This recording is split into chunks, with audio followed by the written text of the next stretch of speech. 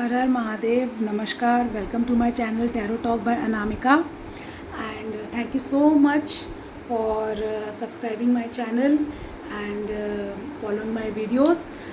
आई hope कि मेरे ये वीडियोस आपको बहुत सारी नई नई जानकारियाँ दे रहे होंगे जो आपने पहले नहीं सुनी होंगी।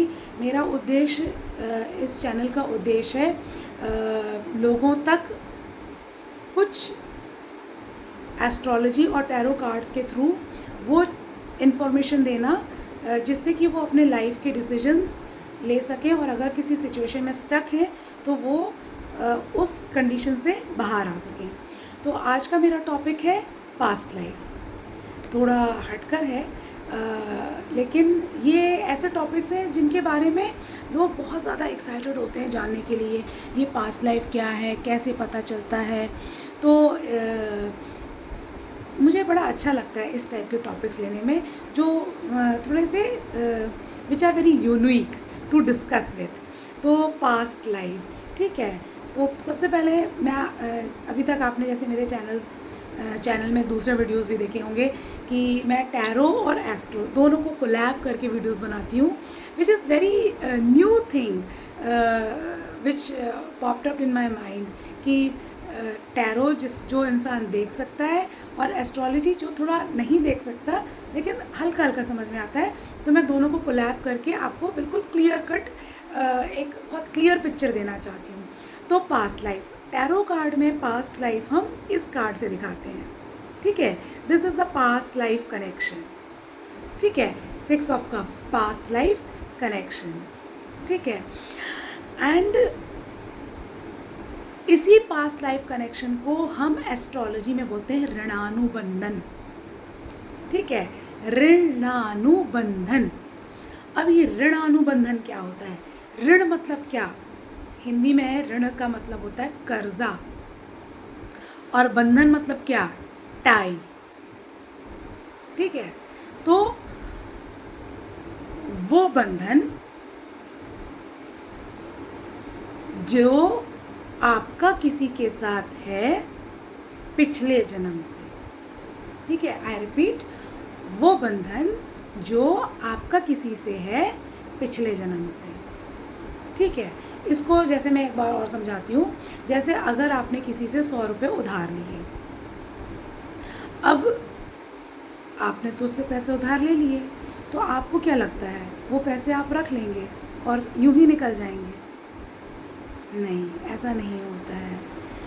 बहुत सारे सवालों के जवाब जो आपको साइंस नहीं दे सकती, जो आप ढूंढते रह जाते हैं कि ऐसा मेरे साथ ही क्यों हो रहा है, वाई ओनली मी, मेरे साथ ही ऐसा क्यों हो रहा है, ये सिचुएशन मेरे साथ ही क्यों हो रही है, ये व्यक्ति मेरे साथ ही ऐसा क्यों कर रहा है। ज़्यादातर आप देखिएगा कि ये सिचुएशन मैंने ज़्यादातर लोगों के साथ देखी है कि आप अगेन इन रिलेशनशिप ऑल्सो, कि आप किसी व्यक्ति को बहुत ज़्यादा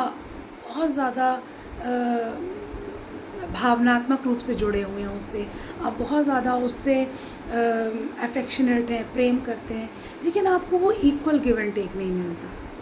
क्यों ऐसा? या सिर्फ प्रेम संबंधी क्यों? मैंने तो कई बार देखा है कि आपके जो सिबलिंग्स होते हैं उनमें भी बिना कारण बिना वजह एक दूरियां होती हैं, ठीक है। इवन आपके अड़ोस पड़ोस, आप अपने पड़ोसियों के साथ बहुत अच्छा व्यवहार भी कर लीजिए, फिर भी वो आपको ऐसे ही देखेंगे। इसके लॉजिक समझ में नहीं आते, बट इनके लॉजिक यही है कि आपका उनसे पुराने जन्म से कुछ कर्जा है जो आपको और उनको चुकाना है। यदि आपने लिया है कर्जा तो आप चुकाएंगे, और अगर उन्होंने लिया है तो वो चुकाएंगे, ठीक है। तो ये जो पास्ट लाइफ कनेक्शंस होते हैं ये बहुत स्ट्रॉन्ग होते हैं, बहुत स्ट्रॉन्ग होते हैं। और शादियों में मैंने देखा है जहाँ पर कई बारी हम लोग जब कुंडली मिलान करते हैं तो हम लोगों ने पाया कि देखिए अभी तो प्रेजेंट टाइम में हमारे पास इतने सोफिस्टिकेटेड गैजेट्स हो गए हैं, इतनी इतनी सुख सुविधाएं हो गई हैं कि जैसे ही किसी बच्चे का जन्म होता है करेक्ट टाइम हम नोट कर लेते हैं। लेकिन पुराने ज़माने में ऐसा नहीं था, ठीक है। पुराने ज़माने में हाँ, तो वो सूरज ढल रहा था, उस दिन ये तिथि थी, उस दिन लोग ये पूजा करने जा रहे थे, तब तुम पैदा हुए थे, और टाइम का भी फिक्स नहीं रहता, ठीक है। वो सूरज ऐसा अंधेरा सा होने वाला था, ऐसे अनुमान लगाया जाता है। तो इस अनुमान की वजह से फिक्स टाइम नहीं होता है, तो उनकी एक्यूरेट कुंडली नहीं बन पाती। एक्यूरेट कुंडली नहीं बन पाने के कारण भी लोगों में शादियां हुई और वो सालों साल चली, भले चाहे बाद में जब पता किया कि उनमें कोई सामान्य टेस्ट नहीं है, सामान्य सेम इंटरेस्ट नहीं है, फिर भी लोगों की शादियां चल जाती। क्यों? ऋणानुबंधन के कारण, कि उनका पास्ट लाइफ कनेक्शन इतना स्ट्रॉन्ग था कि बिना कुंडली मिलान के भी उनकी सालों साल उनके जीवन में शादी का जो संबंध था वो बहुत अच्छे से चला, ऋणानुबंधन के कारण, ठीक है। तो ये एक बहुत मेजर रोल प्ले करता है। हम लोग एज एन एस्ट्रोलॉजर, अगर हमारे पास कई बार ऐसे भी केसेस आते हैं कि भाई लड़के लड़की ने शादी कर ली, अब माता पिता आ रहे हैं कि ज़रा कुंडली मिला के बताइए इनका जीवन कैसा होगा, आगे का भविष्य कैसा होगा। तो मैं उन माता पिता से भी निवेदन करती हूँ कि अगर आपके साथ ये सिचुएशन है कि आपके बेटे या बेटी ने अपनी स्वयं की इच्छा से अपना जीवन साथी ढूंढ लिया है और तब उनका कुंडली मिलान नहीं हुआ है, तो अब कृपया कर उनकी कुंडली मिलान ना करें, इसको हरी इच्छा समझकर स्वीकार करें। देखिए, हमारे जीवन में हर कुछ हमारे हिसाब से नहीं होता, ठीक है। हर कुछ क्या, बहुत कुछ हमारे हिसाब से नहीं होता। आप अगर अपने जीवन एक दिन का भी अगर आप दिनचर्या फॉलो करेंगे ना, कि आज हमने सोचा कि हमारे यहाँ की मेड 10 बजे आए, पता चला वो 11 बजे आए। आज आपने सोचा कि मेरे हस्बैंड भिंडी लेकर आएंगे, वो करेला लेकर आ गए, ठीक है। तो हर चीज़ आपके हिसाब से नहीं होती। तो कुछ चीज़ें अगर आपके जीवन में घटित हो गई हैं तो उसे स्वीकार कर लीजिए, हरी इच्छा समझकर स्वीकार कर लीजिए। तो अगर आपके परिवार में ऐसा कुछ घटना घटी है जिसमें बच्चे बच्चियों ने अपनी स्वयं की इच्छा से संबंध स्थापित कर लिया है, तो अब आप उनकी कुंडली ना मिलाएं, क्योंकि फिर उसके बाद क्या होगा कि फिर वो एक ज़बरदस्ती का टेंशन होगा, क्योंकि शादी तो हो चुकी है। एंड मैं फिर से बता रही हूँ कि मतलब हमारा जो भारतीय संस्कृति है वो शादी को एक अटूट बंधन आज भी मानती है, और मैं ये बहुत विश्वास के साथ कह सकती हूँ कि बहुत कम ऐसा होता है, बहुत कम ऐसा होता है, विषम परिस्थितियों में ऐसा देखा गया है कि किसी मेल या फीमेल की पहली शादी टूटी हुई दूसरी शादी सक्सेसफुल हो जाए। क्योंकि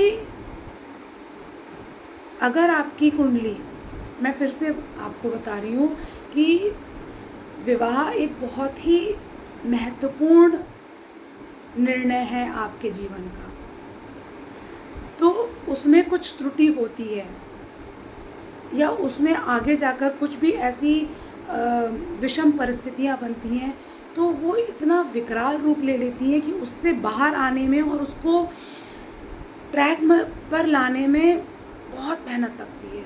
ये बहुत आसान नहीं होता। तो इससे पहले कि आप इन संबंधों में जाएं, इसको आगे बढ़ाएं, बेहतर है कि आप गाइडेंस ले लीजिए।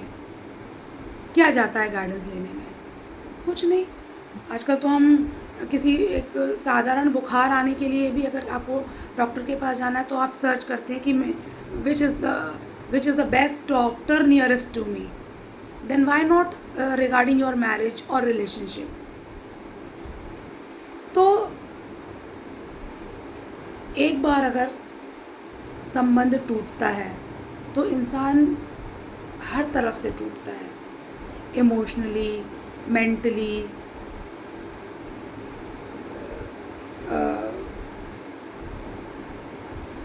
सोशली, बहुत तरीके से टूटता है। तो ऐसी सिचुएशन ना बने, बेहतर है कि हम गाइडेंस ले लें।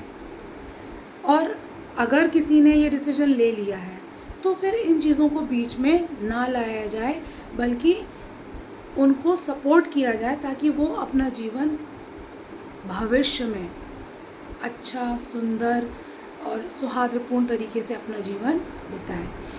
ये हर माता पिता की कोशिश होना चाहिए कि हमारे बच्चे एक बहुत अच्छे संबंध में बने और उनका वैवाहिक जीवन हंसी खुशी और बहुत इक्वल गिव एंड टेक के साथ बीते। और इसमें लड़के और लड़की दोनों के माता पिता का बहुत ही इम्पॉर्टेंट रोल होता है। तो आज के लिए बस इतना ही। आई होप आपको मेरी ये वीडियो अच्छी लगी होगी। आपका बहुत बहुत धन्यवाद। Thank you and please do like, share and subscribe my channel. Her Har Mahadev.